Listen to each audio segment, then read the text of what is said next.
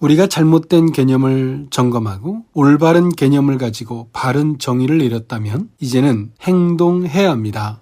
개념 있는 행동은 생각의 완성입니다.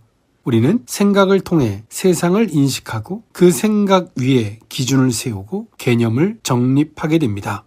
그러나 생각과 개념이 아무리 정리되었다 하더라도 그것이 실천되지 않는다면 그 모든 지식과 신념은 공허한 이상에 머무르고 맙니다. 생각은 말로 표현되고 말은 행동으로 옮겨져야 합니다. 사고는 반드시 말과 행동을 통해 세상과 연결될 때 그 힘을 발휘하게 됩니다. 특히 우리의 개념이 실제로 드러나는 첫 번째 통로는 말입니다. 말은 인간의 생각을 표현하고 타인과 소통하는 가장 직접적인 도구입니다. 우리는 마음에 있는 생각과 개념을 말이라는 그릇에 담아 전달하게 됩니다. 말의 힘은 그 안에 담긴 내용과 의도 그리고 확신에 의해 결정되게 됩니다. 기술적인 수사나 말솜씨보다 더 중요한 것은 자신이 말하고자 하는 바에 대한 확고한 이해와 신념이 있는가입니다. 확신이 담긴 말은 자연스레 힘을 가지며 말하는 사람에게는 자신감을, 듣는 사람에게는 설득력과 감동을 주게 됩니다. 반대로 확신 없이 던진 말은 오히려 혼란과 불신을 초래할 수 있고 때로는 차라리 하지 않는 것이 더 나은 경우도 있습니다. 말에 확신을 담기 위해서는 먼저 자신이 무엇을 말하려는지 분명히 알고 그 말이 어떤 기준과 경험을 통해 정립되었는지를 검토해야 합니다. 이 과정을 통해 말은 단순한 소리가 아닌 논리적이고 신뢰할 수 있는 메시지가 되며 듣는 이의 마음을 움직이는 권위를 지니게 됩니다. 예수님은 이러한 말의 확신을 가장 분명하게 드러내셨던 분이십니다.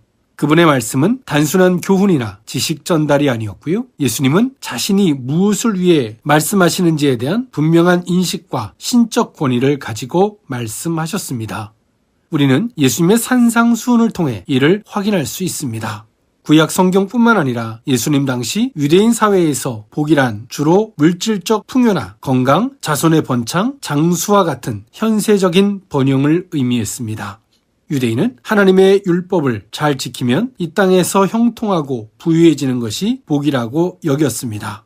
따라서 가난이나 질병과 고난은 하나님의 저주나 죄의 결과로 인식되기 쉬웠습니다.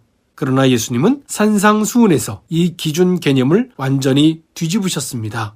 마태복음 5장에 심령이 가난한 자는 복이 있다, 애통하는 자는 복이 있다 말씀하시며 복은 더 이상 물질적 번영이나 세상의 기준으로 측정되는 것이 아니고 오히려 가난, 애통, 온유에 의한 갈망, 박해 등 세상적으로는 결코 복이라 여겨지지 않는 상태를 두고 복이라고 선언하셨습니다. 이는 단순한 말의 기교가 아니라 예수님은 하나님 나라의 가치관, 즉 영원한 관점에서 본 참된 복이 무엇인지를 확신에 차서 선포하신 것입니다. 이 말씀은 인간의 외적 조건이 아니라 하나님과의 바른 관계 속에서 누리는 내적 상태가 진정한 복임을 분명히 하셨습니다. 산상수훈이 끝난 후 사람들은 예수님의 말씀에 깊은 충격을 받아 마태복음서 7장 29절에 그 가르치시는 것이 권위 있는 자와 같고 그들의 서기관들과 같지 않다라고 말하고 있습니다. 당시 서기관들의 말은 외적인 형식과 권위에 의존했지만 내면의 확신과 진리는 결여되어 있었습니다. 반면 예수님은 하나님 나라의 원리를 자신의 존재와 일치된 확신으로 선포하셨고 그 말에는 타협 없는 진리와 생명의 힘이 담겨져 있었습니다. 예수님은 단순히 지식이나 율법 해석을 전달하는 것이 아니라 기존의 율법의 규범을 넘어 하나님 나라의 본질과 삶의 태도에 대한 근본적인 가르침을 주셨습니다.